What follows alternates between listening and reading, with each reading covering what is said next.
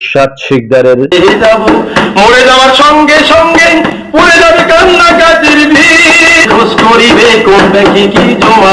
আমরা দেখাবো সেই ইরশাদ শিকদারের স্বর্ণকমল বাড়িটি। উদ্দেশ্য খুলনা।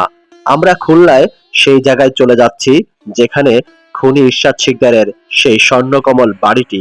প্রিয় দর্শক, আমরা একেবারে সরাসরি চলে এসেছি এই সেই ইরশাদ শিকদারের অর্থাৎ ভাইরাল বাড়িটি স্বর্ণকমল, যে বাড়িটি তখনকার সময় কোটি কোটি টাকা মূল্য ছিল। এবং এই বাড়ির ভিতরেই ইরশাদ শিকদার অর্থাৎ খুনি ইরশাদ শিকদার যত প্রকার অকর্ম ছিল, যত প্রকার অনৈতিক কাজ ছিল, সবকিছুই চালিয়েছিল এই বাড়ির ভিতরে। প্রিয় দর্শক, আমরা কথা বলছি খুনি ইরশাদ শিকদার, যাকে নিয়ে চাঞ্চল্য তথ্য সমস্ত বাংলাদেশে ছড়িয়ে পড়েছিল। তিনি এমন কিছু করেছিল যেটা আমাদের বাংলাদেশে সমস্ত মানুষকে একেবারে আতঙ্ক করে দিয়েছিল। তার জীবনের গল্প অনেক সময় আমরা দেখেছি সিনেমার মাধ্যমেও শাকিব খান করেছিল। কিন্তু এই খুনি ইরশাদ শিকদার কেন এত অন্যায় করেছিল এবং কেন এই বাড়িকে নিয়ে এত রহস্য, আমরা এখানকার লোকজনের কাছে যখন জিজ্ঞেস করি তখন তারা বলেন এই খুনি ইরশাদ শিকদারের কথা এখনো মনে পড়লে নাকি তাদের গতরের অর্থাৎ পশম লোম শিউরে ওঠে। প্রিয় দর্শক, আমরা সেই সময়ের কথা বলছি 1991 সালে, যে ঘটনাটি খুনি ইরশাদ শিকদার জীবনে কাল হয়ে দাঁড়ায় এবং তিনি ভরব কলের মাধ্যমে যে অত্যাচার করেছিল। তিনি খুলনার পাশে একটি ভরব কল আছে খুনি ইরশাদ শিকদারের নামের উপরে চলতো, এবং কি ওখানকার এলাকাবাসী যারা ছিল দোকানদার ব্যবসায়ী তাদের সকলকে বাধ্য করত তার ওই ভরব কল থেকে বরফ কেনার জন্য। কিন্তু যদি তার কথা অবাধ্য হতো তাহলে এই স্বর্ণকমল বাড়িতে এনেও তার সাথে যত প্রকার অন্যায় কাজ আছে সবকিছুই করত। কিন্তু তিনি বিলাসবহুলভাবে এই বাড়িটি তখন নির্মাণ করেন, এবং কি এই বাড়িটি যার মাধ্যমে করা হয়েছিল, ইতিহাস বলছে এই খুনি শিকদার অর্থাৎ ইরশাদ শিকদারের এই স্বর্ণকমল বাড়িটি ঘিরে কেন এত রহস্য। যে বাড়িটা নির্মাণ করেছেন অর্থাৎ যে এই বাড়িটির নকশা করেছিলেন, শোনা গেছে তাকেও নাকি এই দুনিয়া ছাড়া করে দিয়েছেন এই ইরশাদ শিকদার।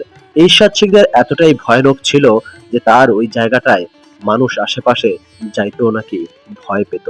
প্রিয় দর্শক, এই যে ইরশাদ শিকদারের বাড়িটি আমরা আপনাদেরকে দেখানোর চেষ্টা করছি, কিন্তু এমন কি ঘটনা ঘটেছিল এই বাড়িকে ঘিরে রহস্য। এখন দেখতে পাচ্ছেন ইরশাদ শিকদারের যে স্বর্ণকমল বাড়িটির অর্থাৎ নাম লেখা ছিল সেটি কিন্তু উঠিয়ে ফেলা হয়েছিল। প্রিয় দর্শক, এই বাড়িটি ঘিরে কিন্তু রহস্য এখনো শেষ হয়নি। এই বাড়িটিতে এখন বর্তমানে কোনো মানুষই বসবাস করে না, এবং কি এই বাড়িটি ঘিরে এখনো এখানকার মানুষের অনেক রহস্য অজানা আছে। তারা অনেকে বলছেন ক্যামেরার সামনে আসতে সাহস পান নাই। তারা অনেকে বলছেন এই বাড়িটি সম্পূর্ণ ভেঙে ফেললে নাকি অনেক কিছুই বেরিয়ে আসবে এখনো। প্রিয় দর্শক, একেবারে খুলনা শহরে রোডের পাশ দিয়েই এই বাড়িটি আমরা দেখতে পাই। আপনি যদি খুলনা কখনো ঘুরতে আসেন তাহলে দেখতে পাবেন এই বিলাসবহুল স্বর্ণকমল এই বাড়িটি আজও এখনো দাঁড়িয়ে আছে সেই একই জায়গায়। 1991 সালে খুনি ইরশাদ শিকদার যত প্রকার কুকর্ম ছিল এবং সবকিছুই করেছিল, কিন্তু তিনি একসময় অত্যন্ত দরিদ্র ঘরে জন্ম নেয়। অভাব কি জিনিস তখন তার মধ্যে বারবার দোলা দেয়, কিন্তু কি করবে, তার ইতিহাসে তার মায়ের একটি গল্প আপনারা শুনলেও চমকে যাবেন, যেটা আমরা জানতে পেরেছি। খুনি ইরশাদ শিকদারের মায়ের সাথেও অন্যায় করেছিল পাশের একজন টাকাওয়ালা ব্যবসায়ী। কিন্তু তখন খুনি ইরশাদ শিকদার ছোটবেলা ওই দৃশ্যটি দেখার পর থেকেই তার মাথা মস্তিষ্ক একেবারে অন্যরকম হয়ে যায়। সেই থেকেই খুনি ইরশাদ শিকদারের মধ্যে একটি জেদ আসে, তিনি টাকার মালিক হবেন। তিনি ঠিকই টাকার মালিক হয়েছিলেন, সবকিছু করেছিলেন, কিন্তু তিনি সবকিছুকে ধরে রাখতে পারেনি। কারণ একটাই কথা আছে, অন্যায়ভাবে এত সহজে অনেক কিছু করা যায়, কিন্তু সেগুলোকে ধরে রাখা বা ভোগ করে যাওয়া এতটাই সহজ নয়। প্রিয় দর্শক, আজকে আমরা সরাসরি ভিডিওর মাধ্যমে আপনাদেরকে দেখাচ্ছি খুনি ইরশাদ শিকদারের বাড়ির সামনে দাঁড়িয়ে। আমার পিছনে যে বাড়িটি দেখতে পাচ্ছেন, এখন কিন্তু আমি সেই বাড়ির সামনে দাঁড়িয়ে আপনাদেরকে দেখাচ্ছি। এই যে মূল গেট, সেই গেটটি তালা মারা। এখন এখানে যেহেতু লেখা ছিল স্বর্ণকমল, সেই সাইনবোর্ডটিও উঠিয়ে ফেলা হয়েছে। প্রিয় দর্শক, এই বাড়ির মধ্যে কারো এখন এই মুহূর্তে ঢোকার অনুমতি নেই, যার কারণে আমরা আপনাকে ভিতরে যে সবকিছু দেখাতে পারছি না, তাই বাহির থেকে দেখাতে বাধ্য হলাম। আপনারা আমাদের এরকম ভিডিও যদি দেখতে চান, অনুরোধ করব চ্যানেলটি সাবস্ক্রাইব করে থাকবেন এবং চ্যানেলটি সাবস্ক্রাইব করে আমাদের সাথে থাকবেন। আশা করব নতুন নতুন ভিডিও দেব। তবে খুনি ঈশ্বর শিকদারের যে গল্পটি আপনাদেরকে শোনাতে চাচ্ছি, তার এই ভরব কলের কিন্তু আরও একটি ভিডিও আছে, সেটা আমরা নেক্সটের কোনো একটা ভিডিওতে দেওয়ার চেষ্টা করব। যেই ভরব কলে তিনি নির্মমভাবে মানুষকে পৃথিবী ছাড়া করে দিয়েছেন, যেই ভরব কলে তার অনেক কিছু ঘটনা ছিল, সেই ভরব কলের ভিডিওটিও আপনাদেরকে দেখানোর চেষ্টা করব। কিন্তু এখন এই যে স্বর্ণকমল, এই স্বর্ণকমলের মধ্যেই কিন্তু একটি কূপ বানিয়েছিল, যেখানে মাগুর মাছ চাষাবাদ করত এবং সেখানে মানুষকে ধাক্কা মেরে ফেলে দিত এবং সেই ভয়ঙ্করভাবে সেই মাগুর মাছই সেই মানুষটাকে খেয়ে ফেলতো। এরকম কিছু নিউজও আমরা দেখেছি, কিন্তু কতটুকু সত্য সেটা হয়তো আমরা জানি না। কিন্তু এরকম ঘটনাও ভয়ানকভাবে ঘটিয়েছে তার এই বাড়ির ভিতরে। এই বাড়িটি কিন্তু একটি খুনির সাক্ষী হিসেবে আজও দাঁড়িয়ে আছে।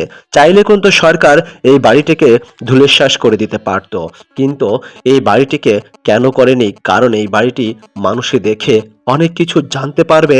আপনি অন্যায়ভাবে হয়তো অনেক কিছুই করতে পারবেন, কিন্তু সেটাকে আপনি সঠিকভাবে ভোগ করে যেতে পারবেন কিনা, এটাই এই বাড়ির সাক্ষী। প্রিয় দর্শক, আপনাদের কাছে সর্বোপরি একটি কথা বলবো, আমরা কিন্তু সেই বাড়িটি দেখালাম এবং এখানকার লোকজনের সাথে কথা বলেও আমরা সেই বিষয়টি জানতে পারলাম, কেউ এখানকে তাদেরকে নিয়ে মুখ খুলতেও সাহস পায় না, কারণ এখনো নাকি তারা ভয়ে থাকে। কিন্তু কিসের ভয় তারা জানে না, কিন্তু এই খুনি ঈশ্বর শিকদারের নাম তার মনে পড়লেই তাদের নাকি গতরে পশম শিউরে ওঠে। এখানকার যারা অটো চালক, সিএনজি চালক এবং ভ্যান চালক, তারাও যদি যাওয়ার পথে এই বাড়িটি নাকি দেখে, তাদেরকে নাকি গতরে পশম এখনো শিউরে ওঠে। প্রিয় দর্শক, ভিডিওটি অনেক বড় হয়ে যাচ্ছে, তবু আপনাদেরকে দেখানোর চেষ্টা করলাম। আমরা নতুন নতুন কোনো ভিডিওতে আপনাদেরকে তুলে ধরব বাংলাদেশের ইতিহাস এবং অনেক অজানা গল্প, সবকিছু ভিডিওর মাধ্যমে আমরা দেখানোর চেষ্টা করব। তাই আপনাদের কাছে অনুরোধ থাকবে, যদি এই ভিডিওটি আপনি ফেসবুক পেজ থেকে দেখে থাকেন, তাহলে ভিডিওটি শেয়ার দিয়ে অন্যকে দেখার সুযোগ করে দেবেন। আর যদি আপনি ইউটিউব চ্যানেল থেকে দেখে থাকেন, তাহলে অবশ্যই